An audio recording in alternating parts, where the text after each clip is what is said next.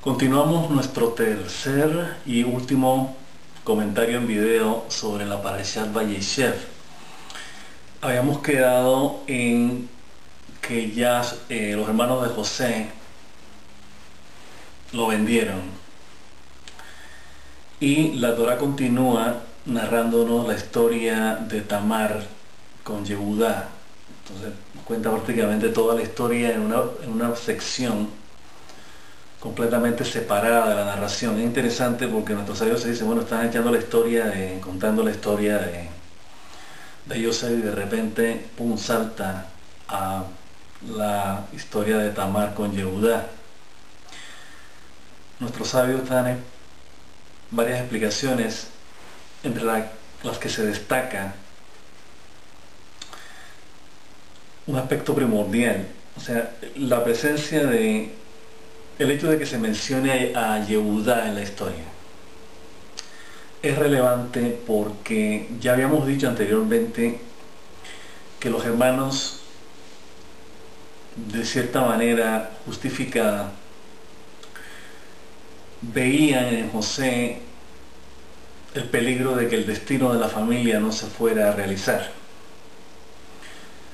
Ya dimos las razones, que eran que los hermanos, por ejemplo en el caso de Leví, anticipaban que de Leví vendría el sacerdocio, de Yehudá vendría el reinado. Entonces, la manera como se presenta José ante sus hermanos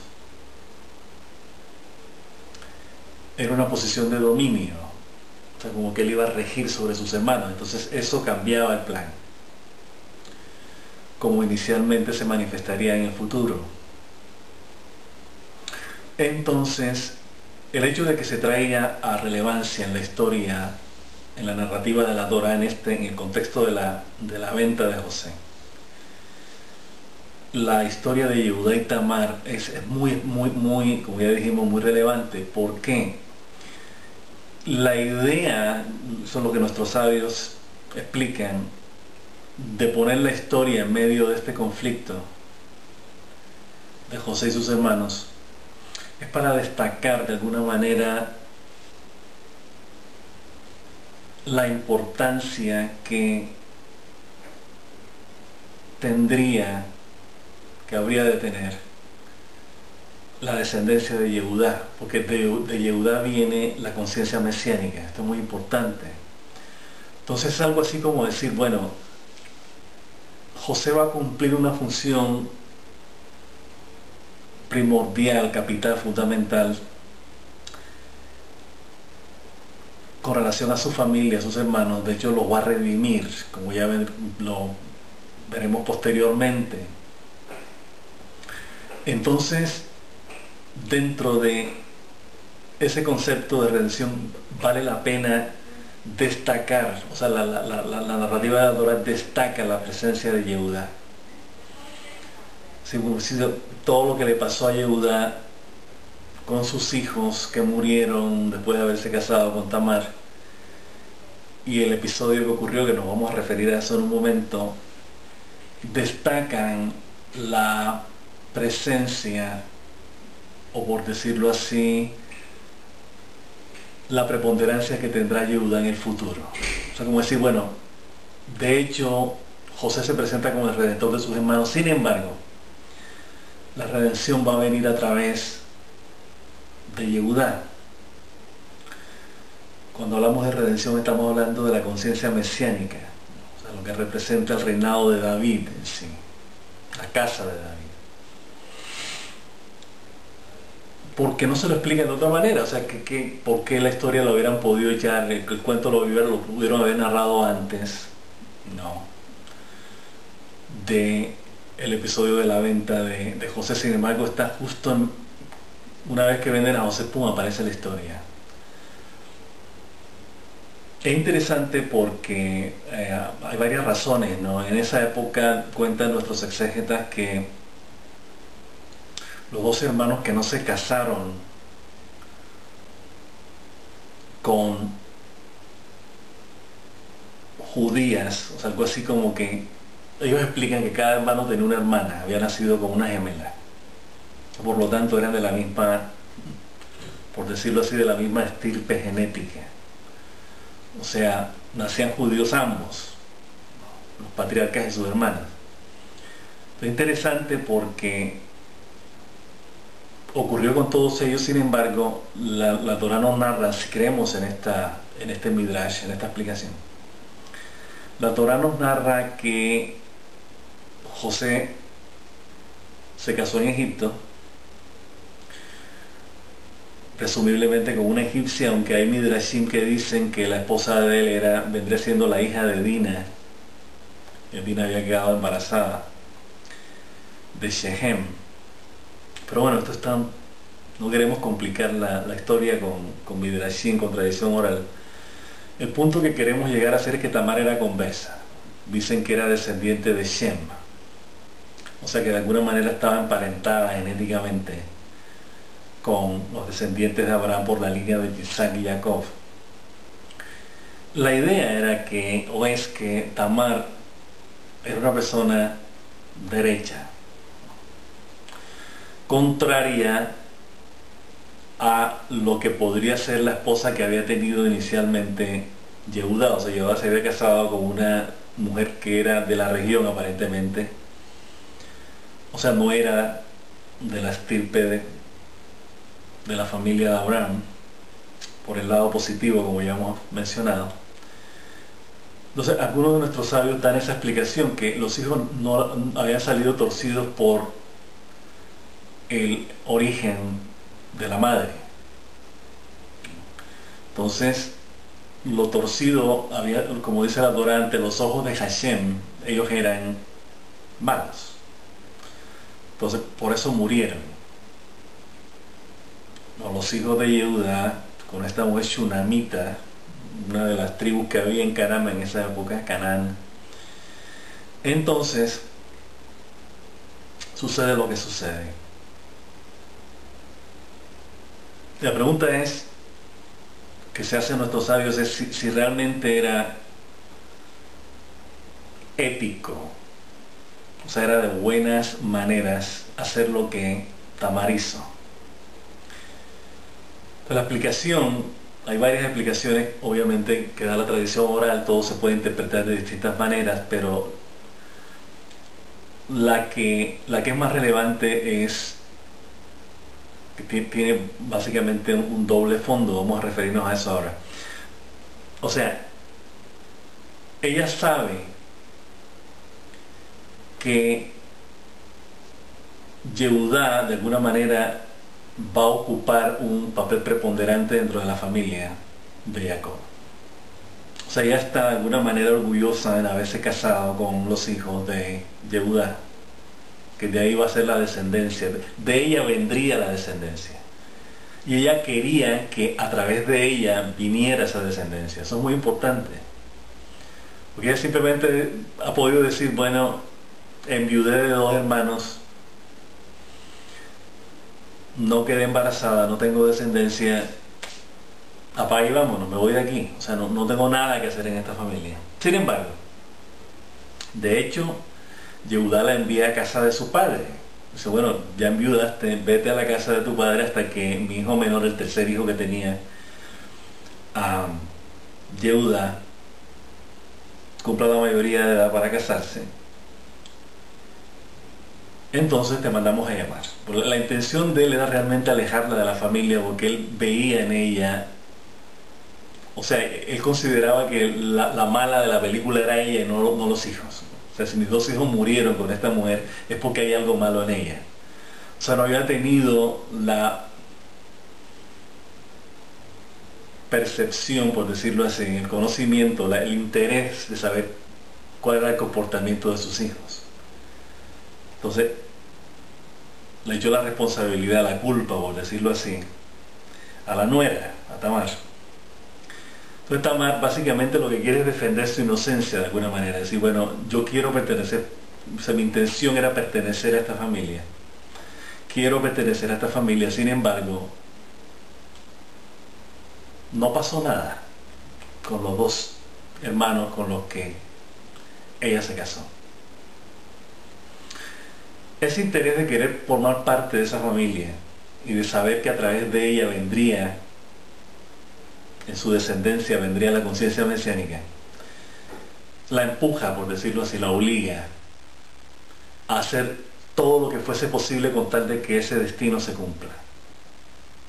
Entonces ya habíamos mencionado en el blog Dios como Amor en varios análisis que hicimos, varias reflexiones que hemos hecho, comentarios, que las profecías de alguna manera son mandamientos, y los mandamientos de alguna manera se convierten en profecías. O sea, cuando hay algo que nosotros sabemos que tiene que pasar, debemos hacer lo posible para hacer que ocurra.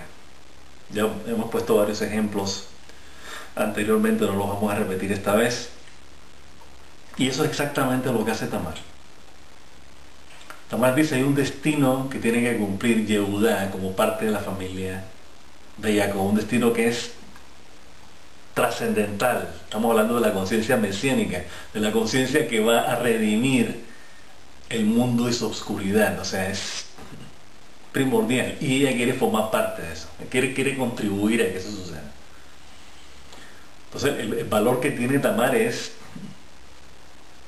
muy trascendental, muy importante. Es una de las más importantes matriarcas que hemos tenido, que tenemos en la historia de Israel, junto con Ruth, que también va a cooperar para que, contribuir para que esa línea mesiánica se manifieste, en este caso con su bisnieto, el rey David. Entonces, ella toma realmente cartas en el asunto. O sea, ella dice, hay que hacer algo. ¿Cómo hago yo para garantizar que este hombre vaya a tener descendencia, una descendencia, aunque le quedaba un hijo, que eventualmente se iba a casar y iba a darle descendencia, pero ella quiere asegurarse de que la descendencia sea también derecha, sea positiva, no sea negativa? O sea, la contribución de ella no solamente es quedar embarazada de darle hijos a Yehuda, sino contribuir a que esa descendencia siga la línea de Jacob. Importante. Hay que verlo de esa manera. Entonces ella recurre al artificio que se le vino a la cabeza en ese momento, la única oportunidad que ella vio de poder garantizar descendencia a su suegro, Yehuda. Entonces ya sabemos la historia, se disfraza de prostituta, tiene relaciones con él, pero se encarga de que no tanto sea el pago de lo que ella va a recibir, que era una especie de oveja que él le iba a dar como pago, sino le dice, a mí no me interesa tu pago, a mí me interesa la garantía de que tú me vas a pagar. Entonces esa garantía era su capa, su anillo y su cetro, su callado, la vara esa con la que los pastores andan. Recordemos que los hijos de Jacob, al igual que Jacob, eran pastores. Entonces es interesante la historia, cómo se desenvuelve, ¿no? Cuando empieza a notársele el embarazo. El mismo Yehuda se encarga de llevarla a la corte, en una corte rabínica. Cuenta el Midrash que la corte rabínica era su abuelo Yitzhak, su papá, Jacob y él. O sea, los tres formaban el Bedín. Porque era la única familia judía que había. Recordemos eso, o sea, esta corte rabínica no era pública, era únicamente dentro de la familia, que estaba guardando la Torá. No solamente la Torá escrita, sino la Torá oral. Por eso el Bedín. Entonces, es interesante porque el propio Yehuda le dice, si ha sido un acto indecente el que ella ha cometido, hay que quemarla una vez. O sea, ya enseguida la sentencia antes de juzgarla, antes de llevarla a un juicio.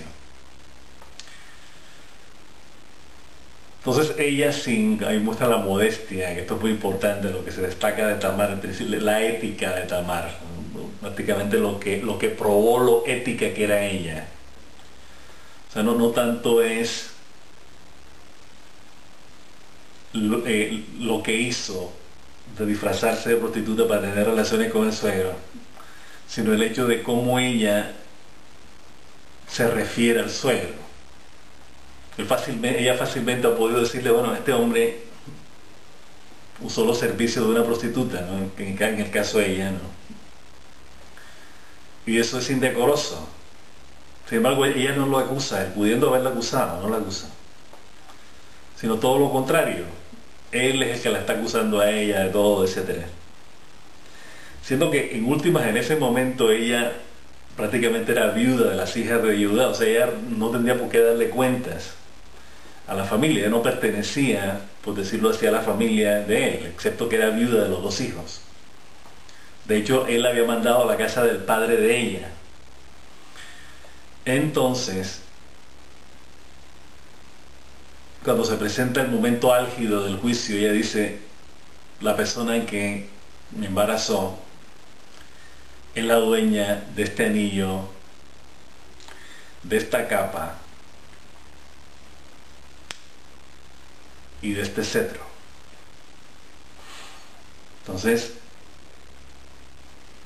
interesante cómo el propio Judá reconoce que él es el autor, él es el protagonista, él es el causante. Porque también él ha podido lavarse las manos y decir, bueno,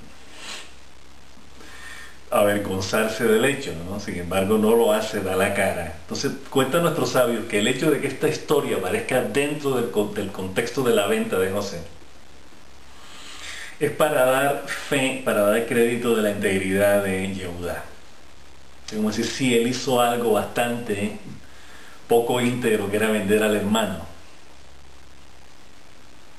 Aunque ya dijimos que nuestros sabios, todos los análisis que se han hecho, indican hacia la explicación de que Yehudá propuso la venta de su hermano José para salvar el futuro, el destino de la familia. O sea que la Torah nos dice si había envidia, si había celos, si había odio, si había crueldad, eso está claro. Sin embargo, la motivación principal a la que aluden nuestros sabios es que ellos lo hicieron por el hecho de que el futuro de Israel se veía en peligro ante la actitud, las palabras, la presencia en sí de lo que representaba José en ese momento y en ese contexto en que ellos lo estaban planteando. El análisis que nosotros hemos hecho, tanto en el comentario en el blog como en los videos que hemos estado haciendo, y lo vamos a enfatizar ahora, es que hay una cara distinta de esta situación. Esto no estamos negando que no sea cierto, lo es. Está en el Talmud, está en la tradición oral, nuestros sabios han elaborado mucho sobre eso. Pero de lo que no se elabora tanto es realmente la función que cumplía José. De alguna manera nuestros sabios dan a entender que esta actitud de José es pasajera. Ocurrió únicamente en el contexto de la bajada de Egipto y que él ayudó a sus hermanos a facilitar el exilio en Egipto. Es el peor de los exilios que ha tenido Israel. En ese sentido sí no estamos de acuerdo, porque él representa, precisamente como lo decía el profeta Obadiah que citamos en los videos anteriores, José juega un papel importante en la redención. Ya dijimos que, citando al profeta Obadiah, que el fuego, la casa de Jacob es fuego, la casa de José es una llama y la casa de Esab es paja, la cual arde con la llama y el fuego de Israel, Jacob, Israel y de José. Entonces, el hecho de que en el futuro José tenga algo que ver con la redención, con la rectificación de lo que es la conciencia de Esab, que ya dijimos que representa las tendencias negativas de la conciencia humana. Por eso hay que erradicar esa tendencia negativa. Así es como se manifiesta la redención. Para que se manifieste, la llama de José está presente, es mencionada, y no hablan de la llama de nadie más. Esto es importante. Han podido hablar de la llama de Leví que representa el sacerdocio inclusive de Yehudá, que es de donde viene la conciencia mesiánica. No. El profeta Obadiah se refiere específicamente a Jacob y José. Entonces estamos viendo que el protagonismo de José en esta historia de la bajada a Egipto, de la suavización, algo así, de la bajada a Egipto de la familia de Jacob, de las 12 tribus, de los 12 hijos, tiene que ver también con el futuro, no tiene que ver también con esa situación inmediata que se dio en la historia. Esto es muy importante. O sea, no podemos decir, bueno, es que hay que respaldar a Yehudá, hay que respaldar a los hermanos en lo que hicieron contra José porque el futuro de Israel estaba en peligro con la actitud que tenía José. No lo estamos negando, pero sin embargo en el futuro José tiene que ver también. O sea, es interesante, porque ellos dicen, bueno, si José no pinta en el futuro, el que pinta es Yehudá, porque la conciencia mesiánica viene de Judá, la descendencia de la casa de David. ¿Qué tiene que ver José en todo eso? Entonces el profeta no dice, sí tiene que ver. Porque sin José y sin Jacob, sin esos dos juegos, el proceso no se va a dar. De ahí que hablen del Mesías Ben David y el Mesías Ben Yosef, que de eso queríamos hablar precisamente. O sea, estamos haciendo todo este preámbulo para referirnos a eso. O sea, hay una conciencia que antecede la conciencia mesiánica. Ya hemos dicho que el profeta Elías viene a anunciar la llegada del Mesías judío. Entonces nuestros sabios hablan de un Mesías Ben Yosef, descendiente de José, por la línea de Efraín, que viene a preparar el camino. Dicen que va a comandar una guerra y después de esa guerra viene el Mesías, entre otras interpretaciones que se le dan a la situación que precede a la redención. Hay guerra, Gog y Magog, hay varias cosas que pasan. Están aparentemente interconectadas, aparentemente no están conectadas. O sea, una cosa es la venida de José, otra cosa es la guerra entre Gog y Magog.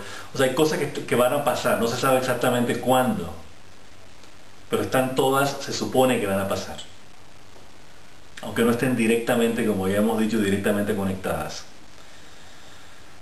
Entonces, hay que destacar nuevamente el perfil, lo que representa José. Vemos que a través de la historia José básicamente es la víctima de los hermanos. Y a Jacob lo protege en todo, que es lo que vamos a referirnos en este último video, que es prácticamente la última parte, la segunda parte de la parasha. Cuando él llega a Egipto, todo le va a salir bien porque Hashem estaba con él. Esto está repetido creo que 4 veces.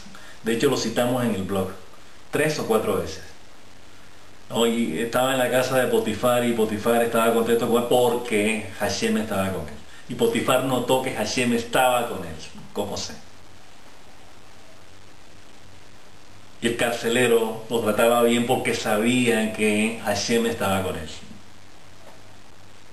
O sea que en ningún momento Hashem se ha separado de José. Sin embargo, no menciona que Hashem estaba con los hermanos. Interesante, ¿no? Que a su vez él ha podido decir, y Hashem acompañó a Yehudá a esta parte, ¿no? Y Yehudá se encontró con esta mujer Tamar, que se hacía pasar por una prostituta, y Hashem estaba con él. Ahí no dice eso. La Torá no lo dice. Más bien, Yehudá andaba por su cuenta. Entonces unos dicen que fue antes de la venta de José, otros dicen que fue después. En fin, porque dicen que la muerte de los 2 hijos de Yehudá, dicen que fue una consecuencia de la actitud que había tenido José de vender a su hermano. Entonces los hijos le salieron torcidos y no pudo tener descendencia con los 2 hijos. Descendencia inmediata, porque él tenía otro hijo, que habíamos dicho, un tercer hijo. De su primer matrimonio con la mujer que también falleció, él quedó viudo, Yehudá. Entonces, es bueno que lean la historia de manera que no encuentren esto complicado. O sea, si ya leen ustedes la historia, cuando uno la cuenta ya ustedes saben a qué nos estamos refiriendo. El problema es cuando no leen la Torah, no leen lo que está pasando, esto puede sonar algo confuso. Así que les pido que, o sea, no es cuestión de poner atención, sino una vez que ustedes conozcan la historia, su servidor, el comentario que hace en torno a esa historia, pues ya tendría sentido, dentro de lo que ya ustedes conocen. A veces me da la impresión que si no conocen la historia, esto va a sonar un poco complicado, pero realmente no lo es. Es bastante simple. Lo que tenemos que sacar de toda esta narrativa de la Torah es ver qué lección vamos a aprender de todo esto. Eso es lo que hemos estado destacando en los dos videos anteriores. O sea, qué representa José, qué representa a sus hermanos. ¿Cuáles son los niveles de conciencia que están manejando los hermanos y el nivel de conciencia que está manejando José? Y eventualmente cuál es el punto de vista, cuál es el nivel de conciencia que va a prevalecer, que en este caso es el de José. Eso está claro. Muy claro. Entonces, vemos que otros profetas, pensando en quienes ahora no se nos viene a la cabeza, se refieren, esto es importante mencionarlo, lo vamos a mencionar después, la semana entrante, pero vamos a dejarlo claro acá. A raíz de todo este problema de la venta de los hermanos, al final ya aparece en la Torah, inclusive los profetas posteriormente lo mencionan en sus profecías, refiriéndose a José como el primogénito. O sea, José se convierte en el primogénito, ya no Rubén, sino José. Entonces es evidente que Rubén perdió la primogenitura por no actuar como debió actuar como primogénito, evitando el maltrato, el secuestro y la venta de su hermano. Como ya dijimos, él tenía básicamente que pararse firme como primogénito y decir: yo soy el primogénito, aquí se hace lo que yo digo. Pero él no hizo eso. Bien, entonces, ¿qué representa la primogenitura? A eso queríamos llegar. Esa tanta peleada primogenitura, como ya lo hemos visto en el caso de nuestro padre Jacob con Esav. La primogenitura es importante, de ahí viene el sacerdocio. La primogenitura es la conexión que tenemos con el Creador.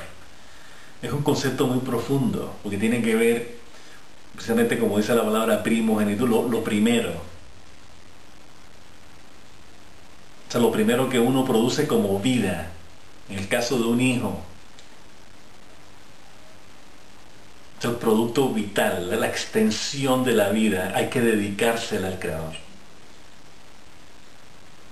Algo así como la primera vez que nosotros nos extendemos. O sea, el primer hijo que tenemos nosotros es la primera vez que nosotros estamos extendiendo nuestra vida, la estamos prolongando. Esa extensión hay que dedicársela a Dios. Ese es el sentido que tiene la primogenitura.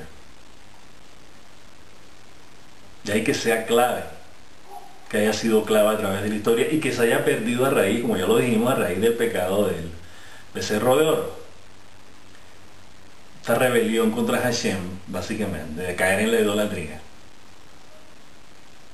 Y ver que los levitas sean los que se hayan opuesto a ese pecado y lo hayan combatido inclusive.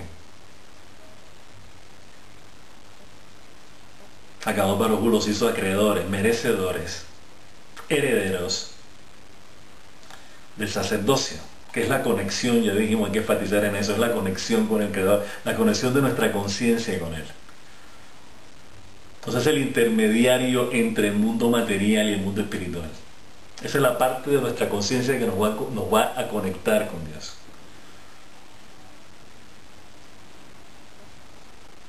El sumo sacerdote es la conciencia más alta que tenemos, más elevada, más refinada que tenemos en la conciencia, que es la que va a escoger lo mejor de nosotros. Miren los diezmos y primicias a los que nos referimos en videos anteriores, en clases anteriores. Los diezmos y primicias son lo primero que nosotros producimos y lo mejor en sí.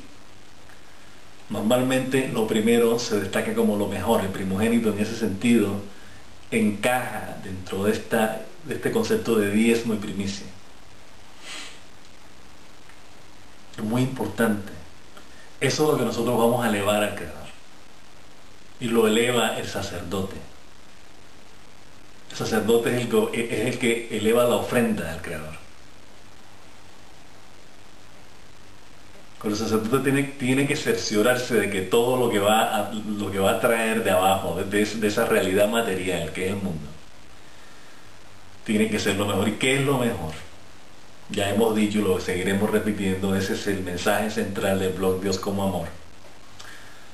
Los modos, atributos, medios, arbitrios, cualidades, rasgos de amor. Esa es la gran diferencia. Cuando nosotros elevamos nuestro amor a Dios para que el amor de Dios se una y los dos amores se unan. Esa es la idea. Que nosotros somos producto del amor de Dios. Y si somos una emanación del amor de Dios, nuestra esencia es amor. Y como tal, esa misma esencia es la que nosotros le vamos a elevar al Creador.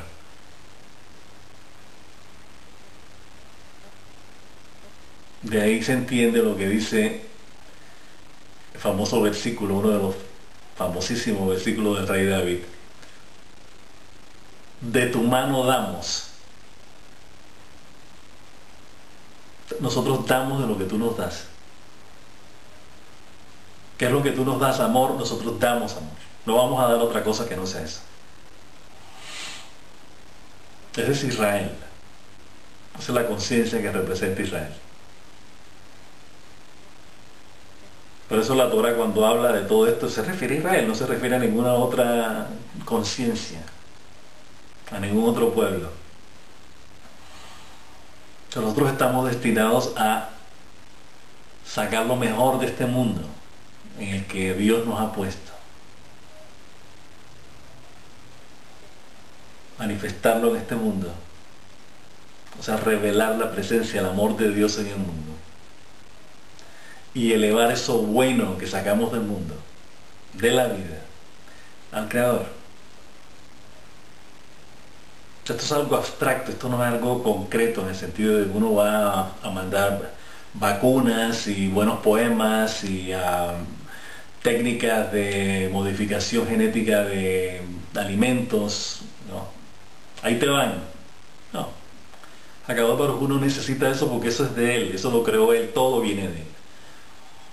Nosotros somos los intermediarios de encargarnos de que esas bendiciones que Él nos ha dado, esos inventos, esas creaciones, se manifiesten en el mundo material para mejorarlo, para elevarlo, para hacerlo mejor.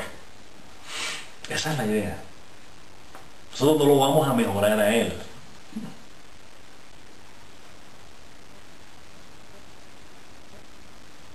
Él nos está diciendo, saquen lo mejor que tienen ustedes, que es lo bueno que yo les he dado a ustedes. El amor que yo he puesto en ustedes, manifiéstenlo, porque esa es su esencia que yo he puesto en ustedes. Y en ese acto de manifestar amor, estamos elevándolo a Él. Vale la pena repetirlo, esos son los ángeles que bajan y suben. Los que bajan son los mensajeros del amor de Dios. Y los que suben son nuestros mensajeros de nuestro amor, que nosotros le enviamos al Creador. Y ahí te va. No para que Él lo reciba, sino para que vea que nosotros lo estamos dando. Y que al manifestarlo en el mundo material, al hacer solidaridad, al hacer actos de amorosa bondad, de justicia, de rectitud, de solidaridad, en esa actitud estamos elevando el amor de Él, a Él. Estamos haciéndole ver a Él lo bueno que Él es con las buenas acciones que nosotros hacemos.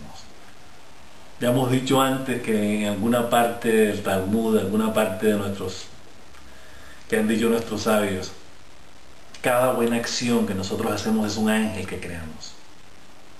Estos son los ángeles que regresan al Creador. Pero antes de regresar cumplen una misión acá. Entonces, en ese sentido, la primogenitura es esencial, el sacerdocio es esencial. Todos somos sacerdotes, ya lo hemos dicho, nuestros sabios dicen que traducen de alguna manera que la misión de Israel es ser la luz de las naciones y ser un reino de sacerdotes. El nombre en hebreo puede traducirse como príncipe, pero nuestros sabios dicen que es mucho más allá que eso. O sea, no es una cuestión real de que todos seamos príncipes acá. No. Dicen que el término que usan, que es sarim, o sea, refiriéndose a príncipes, ellos lo traducen como sacerdotes. O sea, sacerdocio en el sentido, o príncipes en el sentido de gentes que van a establecer un curso. O sea, no es cuestión tanto de dominio, o sea, el dominio que implica la realeza, tanto como encauzar, como crear una línea, crear un sendero, crear un camino, en ese sentido. Entonces, pero traducen, normalmente la traducción que se le da a los sacerdotes, un reino de sacerdotes. En un sentido ya más profundo, en el contexto en que estamos hablando, estamos refiriendo a una nación de conectores entre Hashem y el mundo material. Eso es Israel, ese es el destino de Israel. Ese es el destino de Israel. Para que eso ocurra no tiene que limpiar la conciencia, tiene que limpiar la tierra prometida, la tierra de Israel, de las naciones. ¿Cuáles son las naciones? Los aspectos negativos de la conciencia. La conciencia que representa la paja, que habíamos dicho, de Esaú, que va a ser incinerada, va a ser quemada, va a ser eliminada por el fuego de la casa de Jacob y la llama de la casa de José. Entonces, tengamos eso en cuenta. Vemos entonces que, volviendo a lo que estábamos comentando antes, vemos que José está con, Jacob Barjú está con José. Nos repite varias veces la Torá. Siendo sirviente, siendo esclavo, Hashem estaba con él. Y todo el que tenía trato con él se beneficiaba. En el caso de Potifar, en el caso del carcelero, cumpliendo la promesa de que quienes te bendigan serán bendecidos y que te maldigan serán maldecidos. Y la bendición de Abraham, la primera que le dio Jacob Barjú a Abraham, ¿no? Esa, y refiriéndose a que las bendiciones, las naciones serán bendecidas debido a ti. Esto es muy importante porque en el contexto de los modos y atributos de amor, las cualidades positivas de la conciencia, cuando uno vive, cuando uno experimenta, cuando uno se maneja dentro del contexto de amor, sus atributos, cualidades, rasgos, medios, uno atrae amor.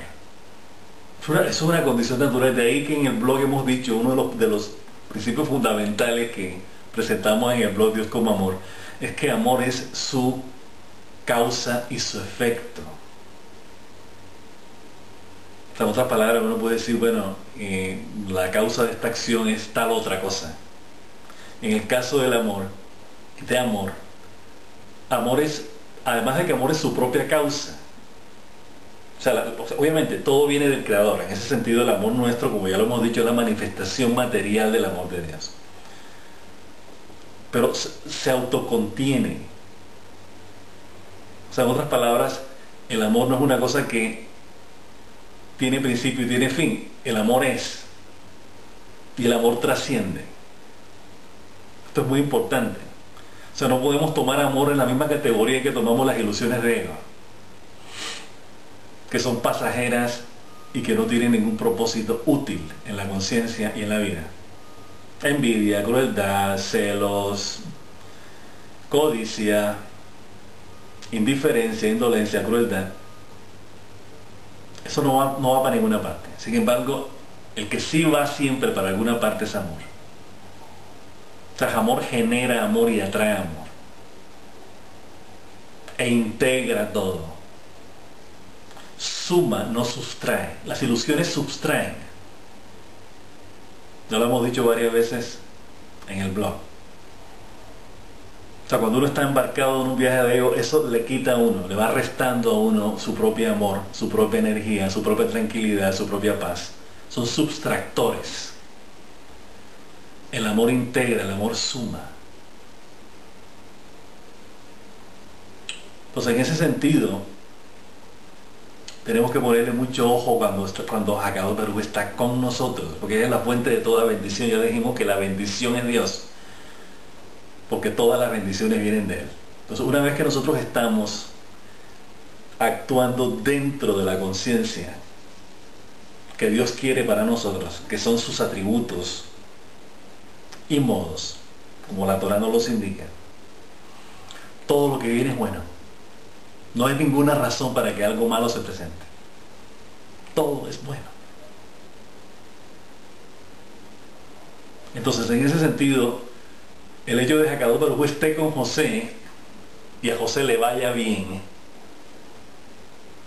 y lo aprecien y lo hagan Señor. Es interesante, decíamos en el comentario del año pasado sobre esta parasha, muy importante, si lo pueden leer, léanlo. De hecho, queríamos hoy leer el comentario y empezar a desarrollar ideas que hay en ese comentario del año pasado, muy importante, pero terminamos en esto, no importa. Básicamente la idea que estábamos planteando ahí es de esto, de que Hakadosh Baruj Hu está con nosotros. Esto es esencial. Cuando está con nosotros, todo es bueno. Todo es bueno. Porque Hakadosh Baruj Hu, como lo decimos en la tefilá de la mañana, es bueno, Kitop. Él es bueno. Entonces nada malo puede pasar. Entonces en el blog comentábamos que todas las posiciones que había ejecutado José, eran de dirección. O sea, él era el jefe de la casa en Potifar. Él estaba a cargo de la casa de él, de todos sus negocios, todo lo que tenía que ver con él. Interesante. Fue a la cárcel, la misma historia, que el carcelero dice que le daba las llaves. ¿Usted confiaba en él? Entonces él era prácticamente como el director que había, o sea, la persona que dirigía todo lo que tenía que ver con la cárcel. De ahí sale al palacio de Faraón, llega también a ser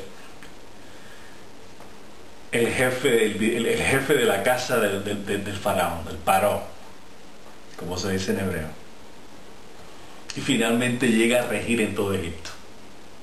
Entonces él en ningún momento, a pesar de ser esclavo, él tenía una posición de regencia, de dirección, de conducción en todas las labores que él participaba.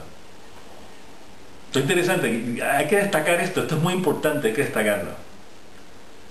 Porque eso muestra la madera del tipo, de lo que él estaba hecho.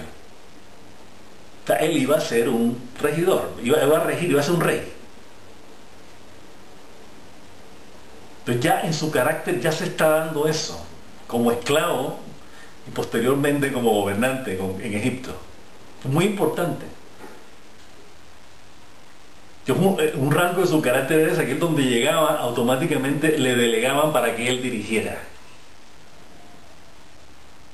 Dice, a este hombre se le puede encomendar todo lo que tengo para que él lo maneje.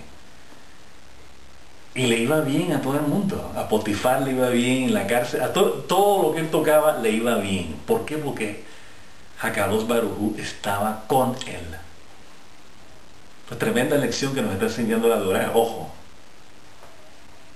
Pero lo importante es ver en qué contexto se da esta bendición de Hakadosh Baruj Hu, esta compañía de Hakadosh Baruj Hu, con quién está. José, sí, pero ¿quién es José?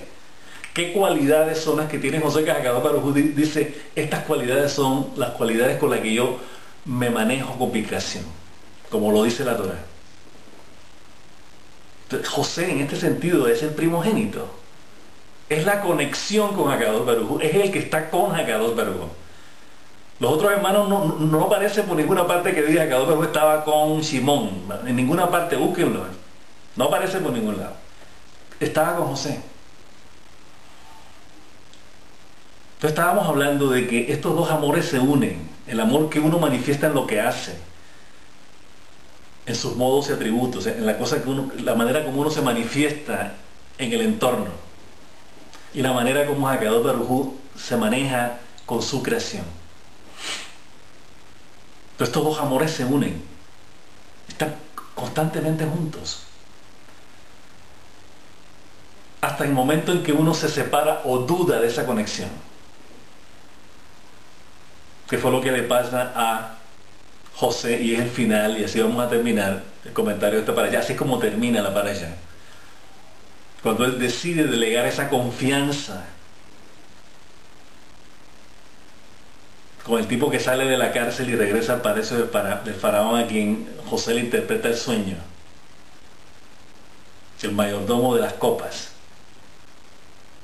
Dice: acuérdate de mí cuando salgas aquí. El que se tiene que acordar de él, y se acordaba de él todo el tiempo, de José, era Hakadosh Baruj Hu.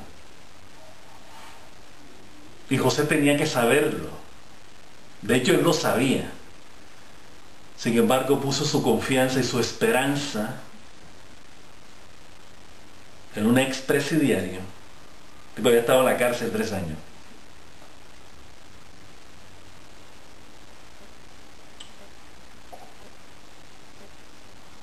Acuérdate de mí cuando tú estés allá, cuando estés en casa del faraón. Y la parasha termina: y el mayordomo de copas se olvidó de José. Entonces Midrash cuenta que ese año José estaba supuesto a salir de la cárcel. Y Hakadosh Baruj Hu le dijo: no, como consecuencia de no haber confiado en mí, que yo te lo he dado todo, yo estoy contigo, te vas a quedar otros 3 años más. O sea, no es necesariamente un castigo, es la consecuencia, entendámoslo de esa manera. O sea, el Midrash dice que sí, que fue un castigo de Hakadosh Baruj Hu. No lo entendamos de esa manera. Así como lo dice y lo entiende mucha gente. Y no vamos a discutir con eso. Lo que estamos diciendo es que las consecuencias que tienen nuestra pérdida de conciencia de conexión con el Creador, tiene consecuencias. Hay que entenderlo de esa manera. O sea, no podemos entender que cada cosa que hacemos nos castiga a Dios por las cosas que hacemos. Dios no nos está castigando, nos castigamos nosotros por las actitudes que tenemos. Y esa actitud que tuvo José fue gravísima. Él sabe que Hakadosh Baruj Hu no lo puso a cargar piedras ni nada de esas vainas. Le ha podido tocar ese tipo de esclavitud, como le tocó a sus descendientes en Egipto durante la época pre-éxodo, antes de salir de Egipto. Sin embargo, no, Hakadosh Baruj Hu lo puso en la casa de un tipo que tenía poder dentro de la casa del faraón. Lo puso a administrar sus bienes, lo puso de administrador. No lo puso a limpiar pisos ni a cargar, que no es que sea deshonroso. Todos limpiamos pisos acá para sobrevivir. Pero sin embargo se la hizo fácil. Hay unos que les pasa más fácil que a otros. Hay unos que nos toca limpiar casa y cargar bultos. Y hay otros que nos llega así, suave, sin mucho esfuerzo. Pero tenemos que saber que eso viene de Hakadosh Baruj Hu, no viene por nuestra linda cara o que tenemos algo en particular, en especial, no. Es un grave error. Entonces, en el momento en que Yosef Hasadik, José, pone su esperanza en que este expresidiario, este tipo que fue acusado de atentar casi contra la vida del paro, dicen que el pecado el crimen, por decirlo así, del mayordomo de copa era que le había caído una mosca a la copa del vino del faraón. Entonces faraón cuando cogió la copa y vio la mosca ahí, el tipo dijo: cuidado. Y el Midrash cuenta que la transgresión, el crimen del mayordomo del que preparaba los panes, era que se le había ido una piedra a un pan. Entonces el faraón, cuando se comió el pan, mordió la piedra, imagínense ustedes lo que duele eso. Entonces los mandó a los dos a la cárcel. Entonces cuando llegó la época del cumpleaños del faraón, que había que juzgar a los presos que había, etcétera, etcétera, una especie de gracia a propósito del cumpleaños del faraón. El faraón se puso a pensar, bueno, una mosca no es gran vaina, una piedra es como grave. Entonces decidió sentenciar a muerte al mayordomo de la panadería que le hacía el pan y perdonarle la vida a el mayordomo de copas, que era el que le servía el vino. Entonces, ¿qué pasa? Viene José y le dice al mayordomo de copas, acuérdate de mí. O sea, puso más su fe en este expresidiario que en Akadosh Baruj Hu, que era quien le había dado la comodidad y la facilidad de todo. Él mismo se encerró dentro de su propia ilusión, la ilusión de creer que algo material, una idea, una concepción falsa de creer que alguien, una persona, un humano puede redimirnos, devolvernos la libertad o devolvernos la dignidad, no depende de un hombre, no depende de una idea, depende de Hashem. Entonces eso le tocó aprenderlo a él. Un tiempo más, hasta que finalmente salió. Pero el punto era que lo que tenemos que destacar es que José representa una conciencia que es la que tenemos que seguir. Aunque esa conciencia dude, como le pasó a él, nadie es perfecto. Otra lección que tenemos que aprender. De hecho hay midrashim que tratan sobre, y hablaremos de eso, sobre José, sobre comportamientos y ciertas cosas que pasaron, ¿no?, que él no hizo correctamente. Bien, entonces así terminamos, así termina la parasha, así terminamos el comentario. Esperamos que reflexionen en torno a todo lo que hemos considerado, de lo que representa José, de lo que es la primogenitura, de lo que es el primogénito, de lo que es el sacerdocio, de lo que es la conexión con Akadosh Baruj Hu. Pero sobre todo, importante, nuestra conexión con Él. El que Él esté conectado con nosotros. Pero ante todo que nosotros estemos con Él. Cuando nosotros estamos con Él, Él está con nosotros. José actuaba bien, actuaba positivamente, actuaba dentro de los modos y atributos de Hashem. Hashem estaba con él. Esa consecuencia es inmediata, es directa, es automática. No hay que esperar 3 años para que se manifieste. O meses. Bien, entonces que pasen un bonito fin de semana. Shabbat Shalom. Y hasta la próxima.